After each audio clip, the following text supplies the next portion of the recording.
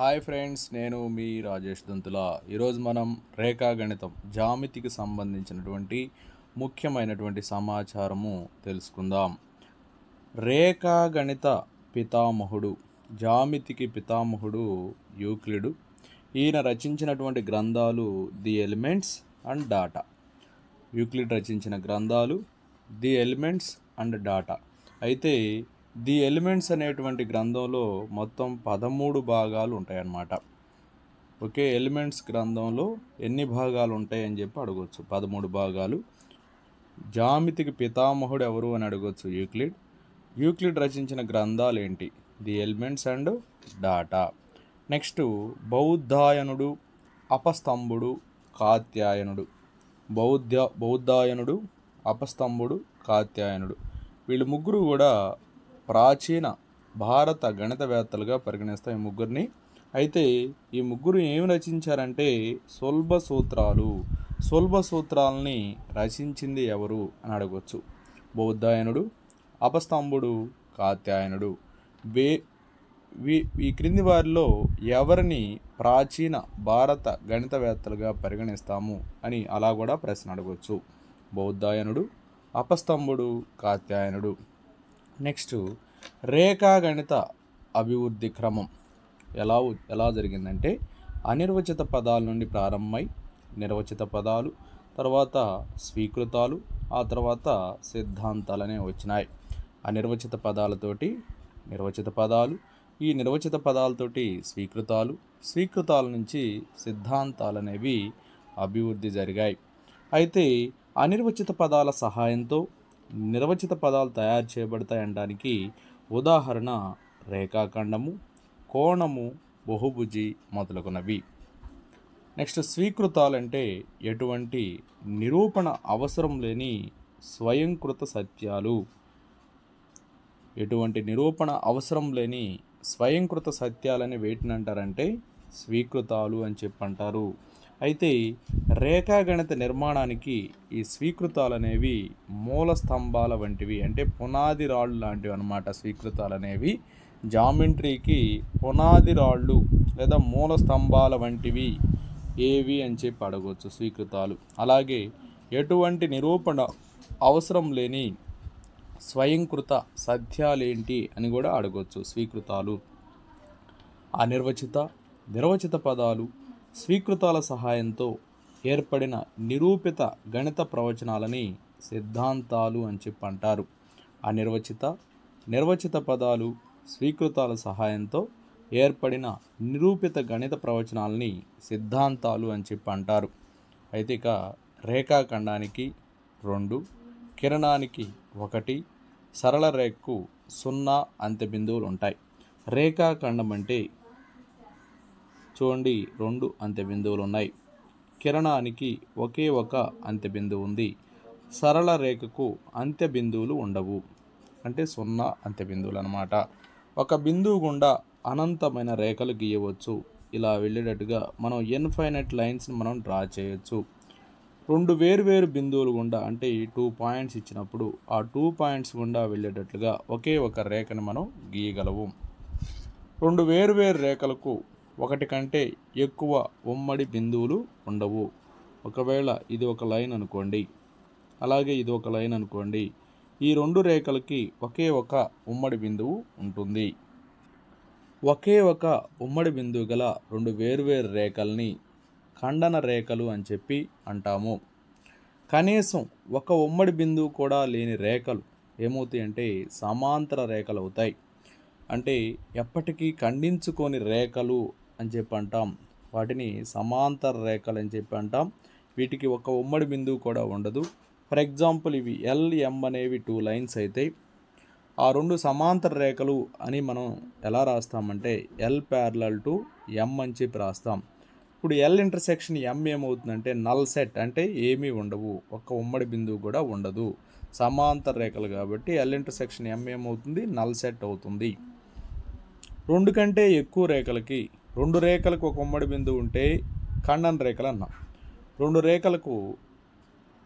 రేఖలకు ఒకే ఒక ఉమ్మడి బిందువు ఉంటే ఖండన రేఖలు అన్నాం. 2 కంటే ఎక్కువ రేఖలకి ఒకే ఒక ఉమ్మడి బిందువు ఉంటే వాటిని మిళిత రేఖలు లేదా అనుషక్త రేఖలు అని చెప్పి అంటాం. మిళిత రేఖలు లేదా అనుషక్త రేఖలు అని చెప్పి అంటాం. రెండు కానీ అంతకంటే ఎక్కువ రేఖల్ని వేరువేరు బిందువుల వద్ద ఖండించే రేఖని తిర్యక్ రేఖ అంటాము. చూడండి, ఇవి రెండు రేఖలు. ఈ రెండు రేఖల్ని వేరువేరు బిందువుల వద్ద ఖండించినటువంటి ఇది ఇక్కడ ఒక బిందువు, ఇక్కడ ఒక బిందువు, ఈ రేఖని మనం తిర్యక్ రేఖ అంటాం. నెక్స్ట్, ఒకే తలంలో n బిందువులు గుండా గీయదగిన గరిష్ట రేఖాఖండాల సంఖ్య ఎంత అంటే n × n-1/2. ఫర్ ఎగ్జాంపుల్, ఒకే తలంలో 5 బిందువులు గుండా ఎన్ని రేఖాఖండాలు గీస్తామంటే 5 × 5 - 1/2 అంటే 5 × 2 10 రేఖాఖండాలు గీస్తాం మనం. దీన్ని NC2గా కూడా రాయవచ్చు. నెక్స్ట్, రెండు సమాంతర రేఖల మధ్య కోణం 0 డిగ్రీలు. ఒకే రేఖకు సమాంతరంగా ఉండే రేఖలు పరస్పరం సమాంతరంగా ఉంటాయి. అయితే సమాంతర రేఖల మధ్య అవి ఖండించుకో కాబట్టి వాటి మధ్య కోణం 0 డిగ్రీలు అంటాం. ఒకే రేఖకు సమాంతరంగా ఉండే రేఖలు పరస్పరం సమాంతరంగా ఉంటాయి. ఒకే రేఖకు లంబంగా ఉన్న రేఖలు పరస్పరం సమాంతరంగా ఉంటాయి. ఒకే రేఖకు సమాంతరంగా ఉండే రేఖలు సమాంతరాలే, ఒకే రేఖకు లంబంగా ఉన్న రేఖలు కూడా సమాంతరాలే. ఒకే రేఖకు లంబంగా ఉన్న రేఖలు పరస్పరం సమాంతరాలు అవుతాయి. ఒకే ఉమ్మడి తొలి బిందువు గల రెండు కిరణ సమ్మేళనాన్ని కోణము అని చెప్పి అంటాము. చూడండి, ఇదొక కిరణము, ఇదొక కిరణము. ఈ ఉమ్మడి బిందువు ఉన్నటువంటి ఈ కిరణ సమ్మేళనాన్ని కోణము అని చెప్పి అంటాము. అయితే ఇక్కడ 0 డిగ్రీలు ఉంటే దాన్ని శూన్య కోణము లేదా 0 కోణము అని చెప్పి అంటాం. 90 డిగ్రీలు ఉంటే లఘు కోణము అని చెప్పి అంటాం. 180 డిగ్రీలు అయితే సరళ కోణమని, 360 డిగ్రీలు అయితే సంపూర్ణ కోణం అని చెప్పి అంటాం. 0కి 90 డిగ్రీలకి మధ్య ఉన్నటువంటి కోణాన్ని అల్ప కోణము లేదా లఘు కోణం అంటాం. 90 డిగ్రీలకి 180 డిగ్రీలకి మధ్య ఉన్న కోణాన్ని అధిక కోణము లేదా గురు కోణం అని చెప్పి అంటాం.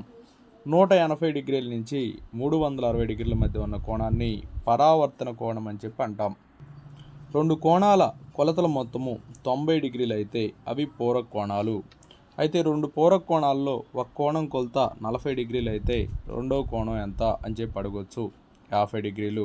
లేకపోతే 15 డిగ్రీల యొక్క పూరక కోణం ఎంత అని అడగవచ్చు, 90 - 15 75 డిగ్రీలు. అలా మనకు బిట్స్ రావడానికి అవకాశం ఉంది.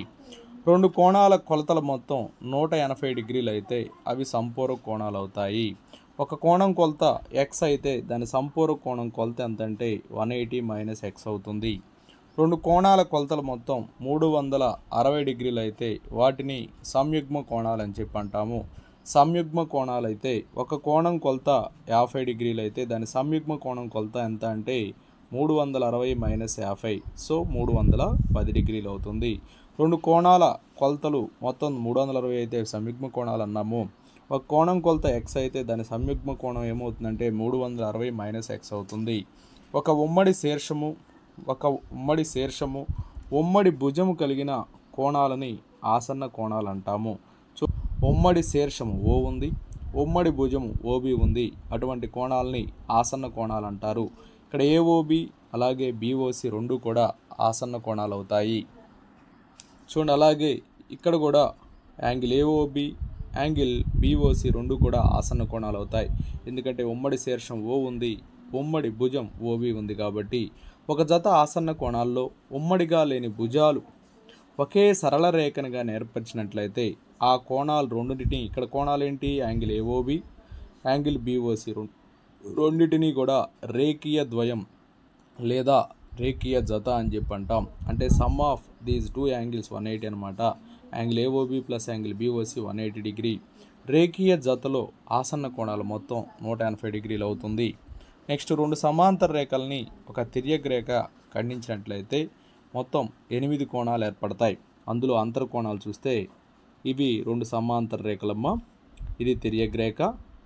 ఇక్కడ 3, 4, 5, 6 వీటిని అంతర కోణాలు అంటారు. 1, 2, 7, 8 వీటిని బాహ్య కోణాలు అని చెప్పి అంటాం. ఇక సదృశ్య కోణాల జాతులు. సదృశ్య కోణాలు అంటే తిర్యక్ రేఖకు ఒకే వైపు ఉండాలి, ఒకటి అంతర కోణము, ఒకటి బాహ్య కోణం అయి ఉండాలి. ఇది తిర్యక్ రేఖ. దీనికి ఒకే వైపున 2 అనేది బాహ్య కోణము, 6 అనేది అంతర కోణం కాబట్టి 2,6 అనేది ఒక జత, అలాగే 3,7 అనేది ఒక జత, 1,5 అలాగే 4,8 అనేది ఒక జత. కాబట్టి సదృశ్య కోణాల జతలు సమానమవుతాయి. రెండు రేఖలు సమాంతరాలు అయినప్పుడు ఆ రెండు రేఖలను ఒక తిర్యక రేఖ ఖండిస్తే అందలి సదృశ్య కోణాల జతలు సమానం. Angle 2 equal to angle 6, angle 3 equal to angle 7, angle 1 equal to angle 5, angle 4 equal to angle 8. అలాగే వాటి ఏకాంతర కోణాల జతలు కూడా సమానమవుతాయి. చూడండి, తిర్యక రేఖకి చెరో వైపు ఉంటాయి, రెండు అంతర కోణాలు అవుతాయి. అటువంటి వాటిని ఏకాంతర కోణాలు అంటాం. యాంగిల్ 3 ఈక్వల్ టు యాంగిల్ 5 అవుతుంది. అలాగే యాంగిల్ 4 ఈక్వల్ టు యాంగిల్ 7 అవుతుంది. నెక్స్ట్ ఏక బాహ్య కోణాల జతలు. ఈ తిర్యక రేఖకు చెరో వైపు ఉంటాయి, ఓకేనా, రెండు బాహ్య కోణాలు అవుతాయి. Angle 1 equal to angle 7, angle 2 equal to angle 8. Next శీర్షాభిముఖ కోణాల జతలు. శీర్షాభిముఖ కోణాలు అంటే చూడండి, angle 1 equal to angle 3, angle 2 equal to angle 4, angle 5 equal to angle 7, angle 6 equal to angle 8. వీటిని శీర్షాభిముఖ కోణాల జతలు అని చెప్పి అంటాం. తిర్యక రేఖకు ఒకే వైపున గల అంతర కోణాలు మొత్తము 180 డిగ్రీలు. Angle 3 plus angle 6 equal to 180 degrees. అలాగే angle 4 plus angle 5 equal to 180 degrees. అలాగే తిర్యక రేఖకు ఒకే వైపున్న బాహ్య కోణాలు మొత్తం కూడా 180 degrees. Angle 2 plus angle 7 180, angle 1 plus angle 8 180 degrees అవుతుంది. ఇవన్నీ కూడా రెండు సమాంతర రేఖల్ని ఒక తిర్యక రేఖ ఖండించినప్పుడు వచ్చేటువంటి విషయాలు, తెలుసుకోవాల్సినటువంటి ముఖ్యమైనటువంటి విషయాలు. నెక్స్ట్ బహుభుజి. పరిమిత రేఖాఖండాలచే ఏర్పడిన సరళ సంవృత పటాన్ని బహుభుజి అంటారు. అయితే ఒక బహుభుజి ఏర్పడటానికి కనీసం 3 రేఖాఖండాలు అవసరమవుతాయి. ఒక బహుభుజి యొక్క అన్ని భుజాలు అన్ని కోణాలు సమానమైతే అట్టి బహుభుజిని క్రమ బహుభుజి అని చెప్పి అంటాము. బహుభుజి ఏర్పడాలంటే కనీసము 3 రేఖాఖండాలు అనేవి అవసరమవుతాయి, ఓకేనా. పరిమిత రేఖాఖండాలచే ఏర్పడిన సరళ సంవృత పటమే బహుభుజి. బహుభుజి ఏర్పడాలంటే కనీసము 3 రేఖాఖండాలు అవసరమవుతాయి. బహుభుజి యొక్క అన్ని భుజాలు అన్ని కోణాలు సమానమైతే అట్టి బహుభుజిని క్రమ బహుభుజి అంటాం. ఒక క్రమ బహుభుజిలో n భుజాలు ఉంటే దాని అంతర కోణాల మొత్తానికి సూత్రము 2n-4 × 90 డిగ్రీస్. అయితే క్రమ బహుభుజిలో బాహ్య కోణాల మొత్తము ఎల్లప్పుడూ 360 డిగ్రీలు ఉంటుంది. క్రమ బహుభుజిలో ఒక్కొక్క అంతర కోణాల మొత్తము 2n-4 × 90 కాబట్టి ఒక్కొక్క అంతర కోణం అంటే 2n-4/n × 90 డిగ్రీస్ అవుతుంది. ఒక్కొక్క బాహ్య కోణం అంటే 360/n అవుతుంది. అలాగే క్రమ బహుభుజిలోని కర్ణాల సంఖ్యకు సూత్రం n × n-3/2. ఇవన్నీ కూడా చాలా ముఖ్యమైనటువంటి ఫార్ములాస్. త్రిభుజం 3 రేఖాఖండాలచే ఏర్పడిన సరళ సంవృత పటాన్ని త్రిభుజము అంటాము. అయితే ఈ త్రిభుజాన్ని 3 భుజాల ఆధారంగా 3 రకాలుగా వర్గీకరించారు. త్రిభుజంలో ఉండేటువంటి భుజాల ఆధారంగా త్రిభుజాన్ని 3 రకాలుగా వర్గీకరించారు. సంబాహు త్రిభుజము, సమద్విబాహు త్రిభుజము, విషంబాహు త్రిభుజము. త్రిభుజంలో అన్ని భుజాల పొడవులు సమానమైతే దాన్ని సంబాహు త్రిభుజం అంటారు. త్రిభుజంలోని ఏ 2 భుజాల కొలతలు సమానమైనా అది సమద్విబాహు త్రిభుజం అవుతుంది. త్రిభుజంలో అన్ని భుజాల కొలతలు సమానంగా లేకపోతే దాన్ని విషమబాహు త్రిభుజం అని చెప్పి అంటాము.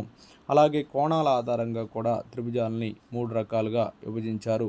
త్రిభుజంలోని 3 కోణాలు అల్పకోణాలు అయితే ఆ త్రిభుజాన్ని అల్పకోణ త్రిభుజం అంటారు. త్రిభుజంలోని ఏ ఒక్క కోణము లంబకోణమైనా అది లంబకోణ త్రిభుజం అవుతుంది. త్రిభుజంలో ఏ ఒక్క కోణము అధిక కోణమైనా అది అధిక కోణ త్రిభుజం అవుతుంది. సో కోణాల ఆధారంగా త్రిభుజాలని అల్పకోణ, లంబకోణ, అధిక కోణ త్రిభుజాలుగా వర్గీకరించారు.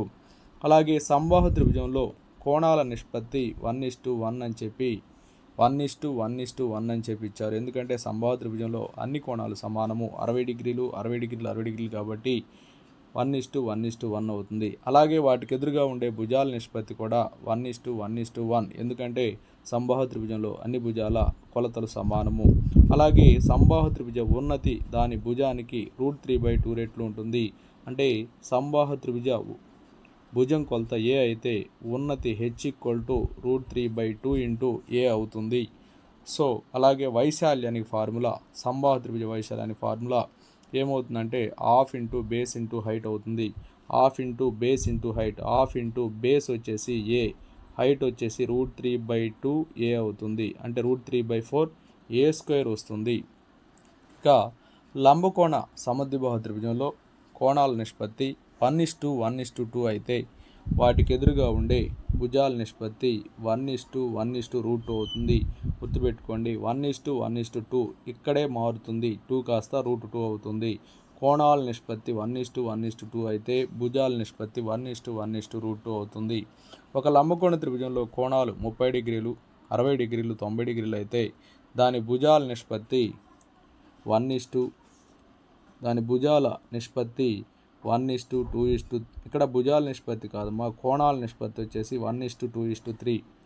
కోణాల నిష్పత్తి వచ్చేసి 1:2:3 అవుతుంది. భుజాల నిష్పత్తి ఏమవుతుందంటే 1:√3:2 అవుతుంది. ఒక లంబకోణ త్రిభుజంలో కోణాలు 30 డిగ్రీలు, 60 డిగ్రీలు, 90 డిగ్రీలు అయితే కోణాల నిష్పత్తి 1:31s, 32s, 33s. ఇక్కడ తప్పుగా ముద్రించబడింది. ఓకే, అలాగే భుజాల నిష్పత్తి వచ్చేసి 1:√3:2 అవుతుంది. అలాగే త్రిభుజంలో ఉన్నతుల మిళిత బిందువుని లంబ కేంద్రం అని చెప్పి అంటాము. ఈ లంబ కేంద్రాన్ని హెచ్తో కానీ లేదా ఓతో కానీ సూచిస్తారు. అల్పకోణ త్రిభుజంలో ఈ లంబ కేంద్రం అనేది త్రిభుజ అంతరంలో ఉంటుంది. లంబకోణ త్రిభుజంలో మనకి లంబకోణ శీర్షం వద్ద ఈ లంబ కేంద్రం అనేది ఉంటుంది. అధిక కోణ త్రిభుజంలో అయితే ఇది బాహ్యంలో ఉంటుంది.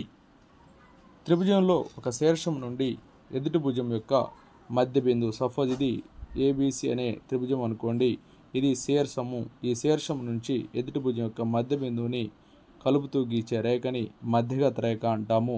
ఈ మధ్యగత రేఖలన్నీ ఒక చోట కలుసుకుంటే ఆ బిందువుని మధ్యగత రేఖల మిళిత బిందువు లేదా గురుత్వ కేంద్రము అని చెప్పి అంటాము. ఈ గురుత్వ కేంద్రాన్ని జి అనేటువంటి, ఇది లంబ కేంద్రము, హెచ్ అనేది లంబ కేంద్రము. త్రిభుజ శీర్షం నుండి ఎదుటి భుజం మీద గీచినటువంటి లంబాన్ని ఉన్నతి అని చెప్పి అంటాము. ఈ ఉన్నతుల మిళిత బిందువే లంబ కేంద్రము, హెచ్ లేదా ఓతో సూచిస్తారు. త్రిభుజంలో ఒక శీర్షం నుండి ఎదుటి భుజం యొక్క మధ్య బిందువుని కలుపుతూ గీచే రేఖని మధ్యగత రేఖ అంటాము. ఈ మధ్యగత రేఖల మిళిత బిందువుని జి గురుత్వ కేంద్రము అంటాము. ఈ గురుత్వ కేంద్రం అనేది మధ్యగత రేఖల్ని 2:1 రేషియోలో విభజిస్తుంది. ఇది 2, ఇది 1, ఇటు 2, ఇటు 1 అనమాట. అయితే ఒక త్రిభుజంలో భుజాల లంబ సమద్వికరణ రేఖల మిళిత బిందువుని పరివృత్త కేంద్రం అని చెప్పి అంటాము. ఒక త్రిభుజంలో ఉన్నటువంటి భుజాలను లంబ సమద్వికరణం చేస్తే ఆ లంబ సమద్వికరణ రేఖలు ఒక చోట కలుసుకుంటాయి. ఆ కలుసుకున్నటువంటి ఆ బిందువుని పరివృత్త కేంద్రం అని చెప్పి అంటాము. ఈ పరివృత్త కేంద్రాన్ని ఎస్ అనేటువంటి అక్షరంతో సూచిస్తారు. ఈ ఎస్ అనేది త్రిభుజ శీర్షాలకు సమాన దూరంలో ఉంటుంది. ఈ దూరాన్ని వ్యాసార్థంగాను ఎస్ని పరివృత్త కేంద్రంగా తీసుకుంటాం. చూసారా, ఈ భుజానికి లంబ సమద్వికరణ రేఖను గీశారు. అలాగే ఈ భుజానికి లంబ సమద్వికరణ రేఖ, ఈ భుజానికి లంబ సమద్వికరణ రేఖ, 3 ఇక్కడ కలుసుకున్నాయి. ఇది ఎస్ అనేటువంటి అక్షరంతో సూచించారు. ఈ ఎస్ కేంద్రంగా ఎస్ఏ, ఎస్బి, ఎస్సి రేడియస్ తోటి మనం వృత్తాన్ని గీసినట్లయితే పరివృత్తం వస్తుంది. ఈ పరివృత్తం అనేది త్రిభుజ శీర్షాలని తాకుతూ పోతుంది. అల్పకోణ త్రిభుజంలో త్రిభుజ కేంద్రంలో ఉంటుంది. అలాగే లంబకోణ త్రిభుజంలో కర్ణం మధ్య బిందువు వద్ద పరివృత్త కేంద్రం ఉంటుంది. అధిక కోణ త్రిభుజంలో త్రిభుజ బాహ్యంలో ఉంటుంది. గుర్తుపెట్టుకోండి, అల్పకోణ త్రిభుజంలో అయితే త్రిభుజం అంతరంలో, అంటే త్రిభుజ కేంద్రం అంటే అంతరంలో, త్రిభుజ అంతరంలో ఉంటుంది. లంబకోణ త్రిభుజంలో అయితే ఇక్కడ చూడండి, ఈ భుజం మీద ఉంటుంది. ఓకేనా, లంబానికి ఎదురుగా ఉన్న భుజం మీద ఉంటుంది, అంటే కర్ణం మధ్య బిందువు వద్ద ఉంటుంది. అలాగే అధిక కోణ త్రిభుజంలో అయితే త్రిభుజానికి బాహ్యంలో ఉంటుంది పరివృత్త కేంద్రం అనేది. ఒక త్రిభుజంలో కోణాల సమద్వికరణ రేఖల మిళిత బిందువుని అంతర కేంద్రం అని చెప్పి అంటాము. ఒక త్రిభుజంలో కోణాల సమద్వికరణ రేఖల మిళిత బిందువుని అంతర కేంద్రం అని చెప్పి అంటాం. ఈ అంతర కేంద్రాన్ని ఐ అనేటువంటి అక్షరంతో సూచిస్తారు. ఈ అంతర కేంద్రం అనేది ఎల్లప్పుడూ త్రిభుజ అంతరంలోనే ఉంటుంది. ఎల్లప్పుడూ అంటే అది అల్పకోణ త్రిభుజమైన, అధిక కోణ త్రిభుజమైన, లంబకోణ త్రిభుజమైన ఎల్లప్పుడూ కూడా త్రిభుజ అంతరంలోనే ఉంటుంది అంతర కేంద్రం అనేది. అయితే ఈ అంతర కేంద్రం అనేది ఇది చూసారా, త్రిభుజ భుజాలను తాకుతూ గీయబడుతుంది. త్రిభుజ భుజాలని తాకుతూ గీయగలిగే వృత్తము అంతరకేంద్రము. ఓకేనా. అయితే ఇక్కడ మనం గమనించినట్లయితే ఈ దూరాన్ని ఇక్కడ ఎల్లప్పుడూ కూడా ఈ అంతరకేంద్రం అనేది మనకి ఈ భుజాలకి సమాన దూరంలో ఉంటుంది. అయితే ఈ దూరాన్ని మనం వ్యాసార్థంగా తీసుకుంటాం. ఐ కేంద్రంగా ఒక వృత్తం గీస్తే అది త్రిభుజ భుజాలను తాగుతూ పోతుంది. అదేవిధంగా త్రిభుజ భుజాలని పొడిగించగా చూడండి, ఈ భుజాన్ని రెండు వైపులా పొడిగించారు, అలాగే ఈ భుజాలను కూడా రెండు వైపులా పొడిగించారు. అప్పుడు మనకి వీటిని ఏమంటారంటే బాహ్య కేంద్ర వృత్తాలు అని చెప్పి అంటాము. ఈ బాహ్య కేంద్ర వృత్తాలు అనేవి కూడా ఈ త్రిభుజంలో భుజాన్ని అలాగే ఈ పొడిగించగా ఏర్పడినటువంటి భుజాలని తాకటం జరుగుతూ ఉంటుంది. అయితే ఇక్కడ మనం ఈ ఏర్పడినటువంటి బాహ్యకోణ సమద్వికరణ రేఖల మిగిలిన అంతరకోణ సమద్వికరణ రేఖ యొక్క మిళిత బిందువునే బాహ్య కేంద్రం అని చెప్పి అంటాము. ఈ బాహ్య కేంద్ర వృత్తాలు అనేవి త్రిభుజానికి మనం 3 గీయవచ్చు. నెక్స్ట్ త్రిభుజ వైశాల్యానికి సూత్రం. లంబకోణ త్రిభుజం ఇచ్చినప్పుడు త్రిభుజ వైశాల్యానికి సూత్రం ½ into base into height. B అంటే బేస్ భూమి, హెచ్ అంటే దాని మీద గీయబడినటువంటి లంబము. అలాగే హీరోన్ ఫార్ములా హెరాన్ సూత్రం అని చెప్పి అంటాము. ఏ కామా బీలు భుజాలుగా కలిగిన త్రిభుజ వైశాల్యం హెరాన్ సూత్రము. ఏ కామా బి కామా సిలు భుజాలుగా కలిగిన త్రిభుజ వైశాల్యానికి formula delta equal to square root of S into S minus A into S minus B into S minus C. ఇక్కడ ఎస్ అంటే A plus B plus C by 2 అంటే త్రిభుజ చుట్టుకొలతలో సగం అని చెప్పి అర్థం. అయితే ట్రయాంగిల్ ఏబీసీలో శీర్షం ఏ గుండా పోయే ఉన్నతి పొడవు ఏమవుతుందంటే 2 ఇంటూ డెల్టా బై ఏ అవుతుంది. ట్రయాంగిల్ ఏబీసీలో శీర్షం ఏ గుండా పోయే ఉన్నతి పొడవు 2 ఇంటూ డెల్టా బై ఏ అవుతుంది. అంటే 2 ఇంటూ త్రిభుజ వైశాల్యము బై ఏ అవుతుంది. అదే బి శీర్షం గుండా పోతే 2 ఇంటూ డెల్టా బై బి అవుతుంది. సి శీర్షం గుండా పోతే 2 ఇంటూ డెల్టా బై సి అవుతుంది. ఇక అంతర్వృత్త వ్యాసార్థానికి formula R equal to delta by S. S అంటే త్రిభుజ అర్ధ చుట్టుకొలత. ఇక్కడ అంతర్వృత్తంలో ఎస్ అనేది అంతర్వృత్త కేంద్రంగా తీసుకోవచ్చు. R1, R2, R3లు బాహ్య వృత్త వ్యాసార్థాలుగా కలిగిన త్రిభుజ అంతర్వృత్త వ్యాసార్థం R అయితే 1/R ఈక్వల్ టు ఫార్ములా ఏమవుతుందంటే 1/R1 plus 1/R2 plus 1/R3 అవుతుంది. మరియు డెల్టాకి formula square root of R into R1 into R2 into R3 అవుతుంది. డెల్టా అంటే త్రిభుజ వైశాల్యము. R1, R2, R3లు బాహ్య వృత్త వ్యాసార్థాలుగా కలిగిన త్రిభుజ అంతర్వృత్త వ్యాసార్థం R అయినప్పుడు రిలేషన్ ఎలా ఉంటుందంటే నాలుగిటికి 1/R equal to 1/R1 plus 1/R2 plus 1/R3 అవుతుంది. అలాగే delta equal to square root of R into R1 into R2 into R3 అవుతుంది. ఇక నెక్స్ట్ స్వరూపత. ఒకే ఆకారం కలిగి ఉన్న పటాలని స్వరూప పటాలని చెప్పి అంటారు. రెండు బహుభుజులు అనేవి స్వరూపాలు అవ్వాలంటే వాటి అనురూప భుజాల నిష్పత్తులు సమానం కావాలి, అలాగే అనురూప కోణాలు సమానం కావాలి. ఫర్ ఎగ్జాంపుల్ ఇవి రెండు త్రిభుజాలు ఏబిసి డిఈఎఫ్ అనేవి రెండు త్రిభుజాలు స్వరూపాలు అవ్వాలంటే వాటి అనురూప భుజాల నిష్పత్తులు సమానం కావాలంటే AB by DE equal to BC by EF equal to AC by DF అవ్వాలి. అలాగే అనురూప కోణాలు angle A equal to angle D, angle B equal to angle E, angle C equal to angle F కావాలి. రెండు త్రిభుజాలు స్వరూపాలు కావాలంటే వాటి అనురూప భుజాల నిష్పత్తులు సమానం కావాలి, లేదా వాటి అనురూప కోణాలు సమానం కావాలి. అయితే స్వరూపతకు సంబంధించిన కొన్ని నియమాలని తెలుసుకుందాం. భూ నియమము, రెండవది భూ నియమము, మూడవది కో నియమము లేదా కో స్వరూపత. రెండు స్వరూప త్రిభుజాల అనురూప భుజాల నిష్పత్తి A:B అయితే వాటి మధ్యగత రేఖల నిష్పత్తి కూడా A:Bనే, వాటి అనురూప ఉన్నతల నిష్పత్తి కూడా A:Bనే, వాటి చుట్టుకొలతల నిష్పత్తి కూడా A:Bనే, వాటి వైశాల్యాల నిష్పత్తి మాత్రం A²:B² అవుతుంది. గుర్తుపెట్టుకోండి, వైశాల్యాల నిష్పత్తి మాత్రమే భుజాల వర్గాల నిష్పత్తికి సమానమవుతుంది. అనురూప మధ్యగత రేఖల నిష్పత్తి కానీ, అనురూప ఉన్నతల నిష్పత్తి కానీ, చుట్టుకొలతల నిష్పత్తి కానీ అనురూప భుజాల నిష్పత్తికి సమానంగా ఉంటుంది. ఇక సర్వసమానత్వము. ఒకే ఆకారము, ఒకే పరిమాణము సర్వసమానత్వాన్ని ఐడెంటికల్ ఈక్వల్ అనే సింబల్తో చూపిస్తారు. స్వరూపతకి సిమిలర్ అనే గుర్తుని సూచిస్తారు. సర్వసమానత్వం అంటే ఒకే ఆకారం ఉండాలి, ఒకే పరిమాణం ఉండాలి, అటువంటి పటాలని సర్వసమాన పటాలు అంటారు. కానీ స్వరూపతలో ఒకే ఆకారం ఉంటే చాలు. కానీ సర్వసమానం అంటే ఒకే ఆకారం ఉండాలి, ఒకే పరిమాణం కూడా ఉండాలి. అయితే ఇటువంటి పటాలని సర్వసమాన పటాలు అంటారు. అయితే త్రిభుజాల సర్వసమానత్వ నియమాలు భూ భూ భూ సర్వసమానత్వ నియమము, భూకోభూ సర్వసమానత్వ నియమము, కోభూకో సర్వసమానత్వ నియమము, అలాగే లంకాభూ నియమము. నెక్స్ట్ పైథాగరస్ సిద్ధాంతము లేదా బౌద్ధాయన సిద్ధాంతం అని చెప్పి కూడా పిలుస్తారు దీన్ని. ఒక లంబకోణ త్రిభుజంలో కర్ణం మీది వర్గము మిగిలిన రెండు భుజాల మీద వర్గాల మొత్తానికి సమానము. అలా ఉండేటువంటి వాటిని పైథాగరియన్ త్రికాలు అని చెప్పి, పైథాగరస్ త్రికాలు అని చెప్పి మనం చెప్పుకుంటాం. పైథాగోరియన్ త్రికాలు అంటాము. 3, 4, 5 ఇందులో 5² = 3² + 4² అవుతుంది.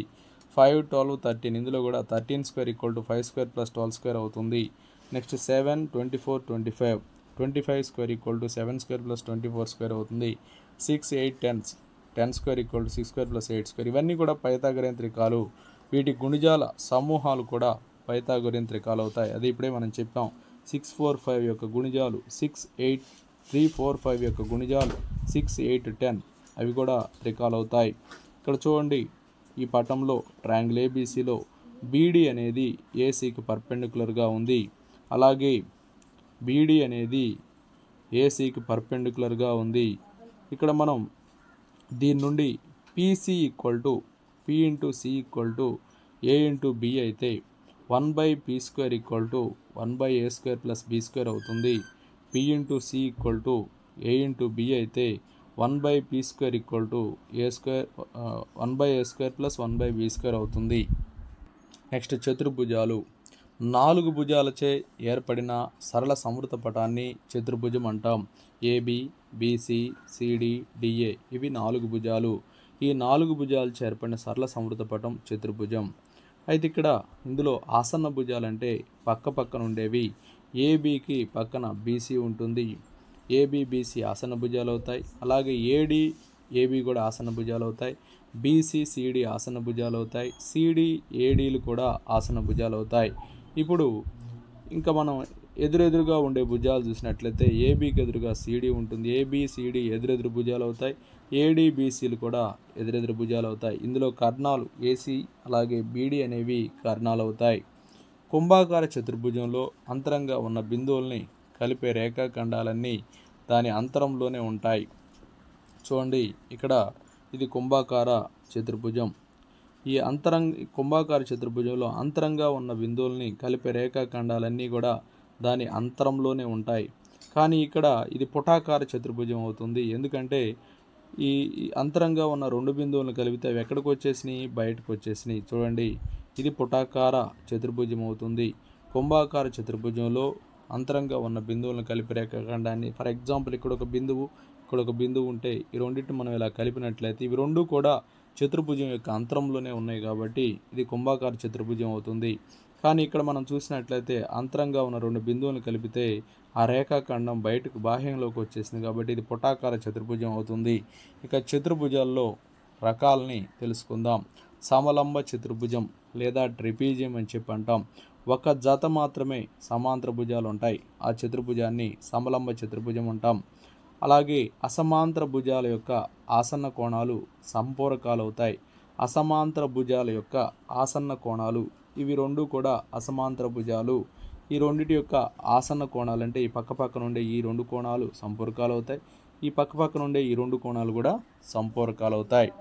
సమాంతర చతుర్భుజం రెండు జతల అభిముఖ భుజాలు సమాంతరంగా ఉంటే అది సమాంతర చతుర్భుజం అవుతుంది.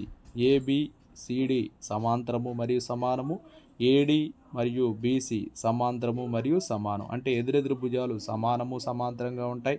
అలాగే ఎదురెదురు కోణాలు సమానంగా ఉంటాయి. ఆసన్న కోణాలు అంటే పక్కపక్కన ఉండే కోణాలు సంపూరకాలు అవుతాయి. అలాగే కర్ణాలు పరస్పరం సమద్వికరణం చేసుకుంటాయి. అంటే ఏసీ మధ్య బిందువు బీడీ మధ్య బిందువుకి సమానం అవుతుంది. ఇక గాలిపటం కైట్ గురించి ఇచ్చారు. ఈ గాలిపటంలో కర్ణాలు సమానంగా ఉండవు, పరస్పరం లంబంగా ఉంటాయి. రెండు జతల ఆసన్న భుజాల జతలు సమానం. చూడండి, ఇవి రెండు కూడా సమానంగా ఉంటాయి. ఇవి రెండు భుజాలు సమానంగా ఉంటాయి. నెక్స్ట్ దీర్ఘచతురస్రము. ఒక సమాంతర చతుర్భుజంలో ఒక కోణం లంబకోణం అయితే అది దీర్ఘచతురస్రం అవుతుంది. దీర్ఘచతురస్రంలో కర్ణాల పొడవులు సమానంగా ఉంటాయి. మిగిలిన ధర్మాలన్నీ సమాంతర చతుర్భుజ ధర్మాలని ఇచ్చారు.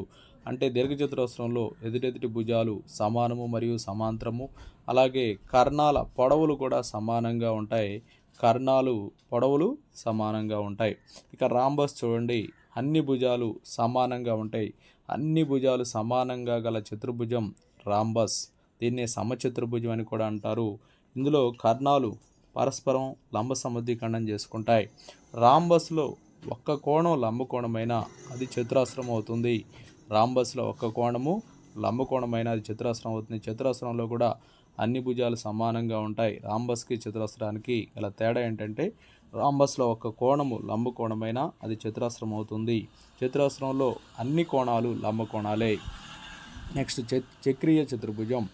ఒక చతుర్భుజం యొక్క 4 శీర్షాలు చూడండి. ఇక్కడ ఇది ఒక చతుర్భుజం KLMN అనేటువంటి చతుర్భుజం.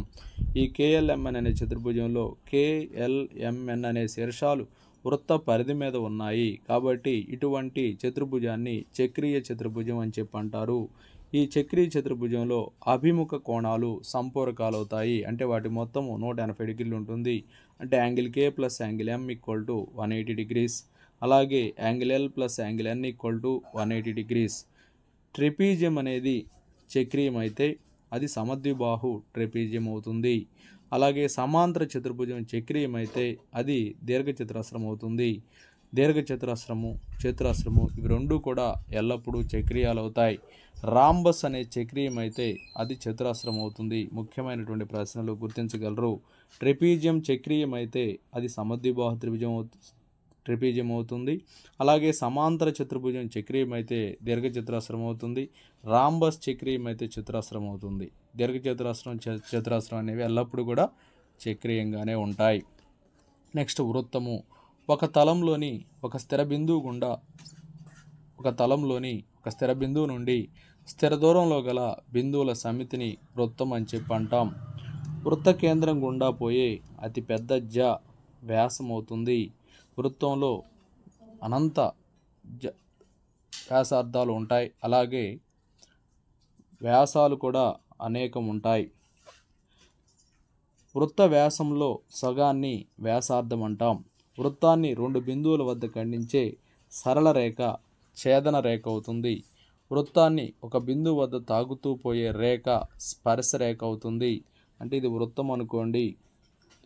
ఇలా ఒక బిందువు వద్ద తాగుతూ పోయే ఈ రేఖని స్పర్శ రేఖ అంటాం. వృత్తాన్ని ఇలా ఖండిస్తే దీన్ని ఛేదన రేఖ అంటాం. ఇది స్పర్శ రేఖ. ఇది స్పర్శ రేఖ, ఇది ఛేదన రేఖ అవుతుంది. వృత్తంలో ఒక భాగం వచ్చేసి చాపం అవుతుంది. వృత్తంలో ఒక భాగం వచ్చేసి చాపం అవుతుంది. చూడండి, ఇది ఒక చాపము, అధిక వృత్త చాపము, అల్ప వృత్త చాపము. ఒక తలంలో ఒక బిందువు గుండా అనంత వృత్తాలని గీయగలము. ఇదే విధంగా ఒక తలంలో 2 బిందువుల గుండా కూడా అనంత వృత్తాలని గీయగలము. 3 సరేఖీయాలు కాని బిందువుల గుండా ఒకే ఒక వృత్తాన్ని గీయగలం. సరేఖీయాలు అయిన 3 బిందువుల గుండా అసలు వృత్తాలు గీయలేము. సరేఖీయాలు కాని బిందువుల గుండా 3 సరేఖీయాలు కాని బిందువుల గుండా ఒకే ఒక వృత్తాన్ని, సరేఖీయాలు అంటే ఒకే రేఖ మీద లేనటువంటి 3 బిందువులు గుండా ఒక వృత్తాన్ని గీయవచ్చు. అలా కాకుండా సరేఖీయాలైన 3 బిందువులు గుండా అసలు వృత్తాలను మనం గీయలేము. సమాన జాలు వృత్త కేంద్రానికి సమాన దూరంలో ఉంటాయి. అసమాన జాలు పెద్ద జా కేంద్రానికి దగ్గరగాను, చిన్న జా కేంద్రానికి దూరంగాను ఉంటాయి. సమాన జాలు వృత్త కేంద్రానికి సమాన దూరంలో ఉంటాయి. అసమాన జాలలో పెద్ద జా కేంద్రానికి దగ్గరగాను, చిన్న జా కేంద్రానికి దూరంగాను ఉంటాయి. వృత్త కేంద్రం నుండి జా మీదకు గీయబడిన లంబం ఆ జాను సమద్విఖండన చేస్తుంది. అల్పచాపము కేంద్రం వద్ద చేయు కోణం 180 డిగ్రీల కంటే తక్కువగా ఉంటుంది. అధిక చాపము కేంద్రం వద్ద చేయు కోణం 180 డిగ్రీల కంటే ఎక్కువగా ఉంటుంది. ఒకే వృత్త ఖండంలోని కోణాలు సమానంగా ఉంటాయి.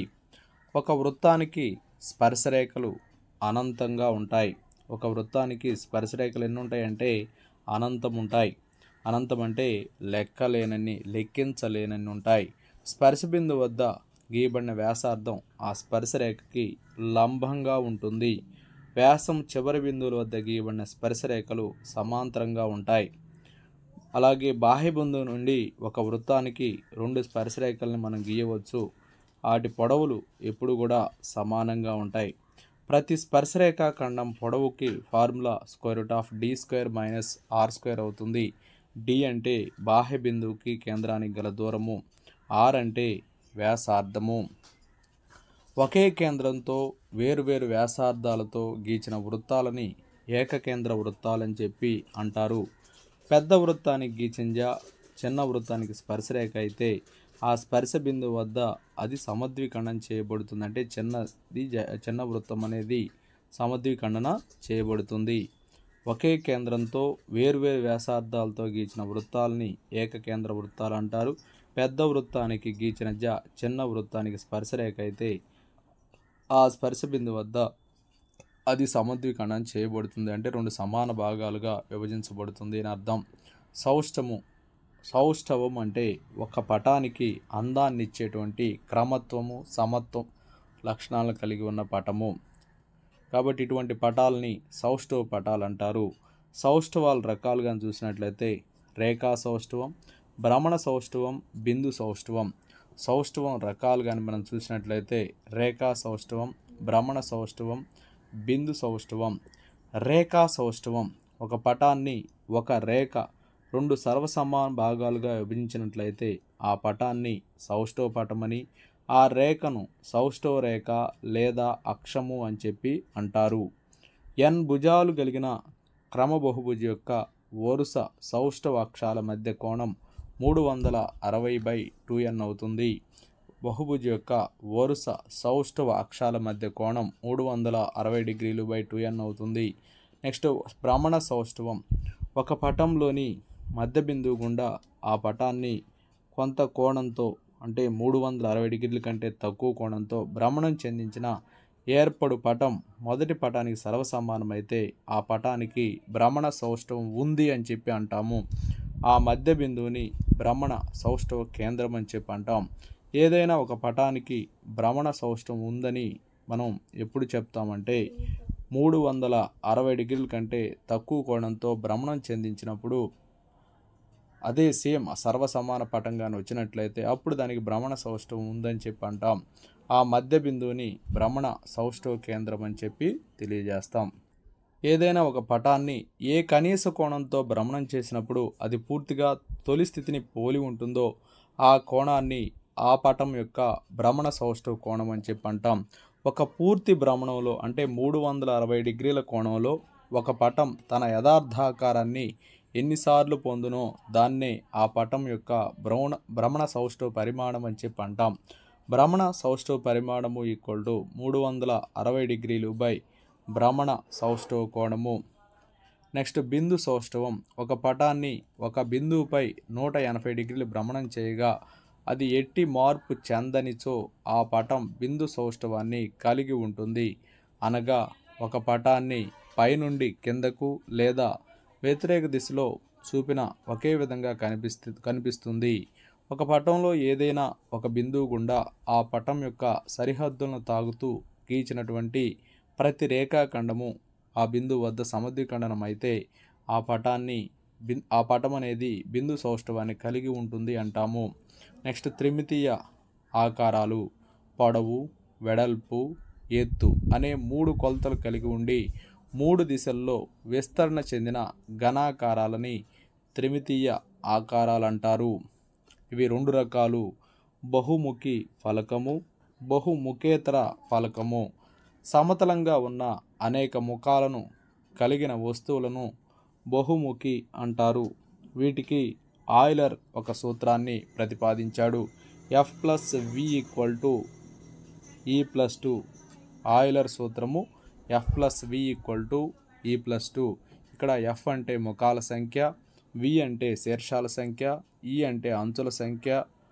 ఓకే, ఇది ఉదాహరణకి దీర్ఘగణం కావచ్చు, పట్టకం కావచ్చు, పిరమిడ్ కావచ్చు, వేటికైనా ఈ సూత్రం వర్తిస్తుంది.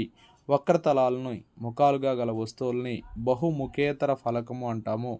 బహుముఖేతర ఫలకం కలిగిన వస్తువులకు ఉదాహరణ స్తూపము, శంకువు, గోళము మొదలగునవి.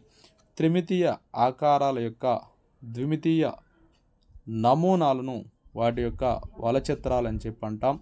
ఒకే రకమైన ఘనాకారం పొందడానికి వేర్వేరు వల రూపాలను మనం ఉపయోగించవచ్చు. Okay, thank you friends. ఈ చాప్టర్లోని ముఖ్యమైనటువంటి ప్రశ్నలతో మరో వీడియోలో కలుసుకుందాం. ఇంకా నా ఛానల్ని సబ్స్క్రైబ్ చేయని వారు సబ్స్క్రైబ్ చేసుకోండి. Thank you for watching.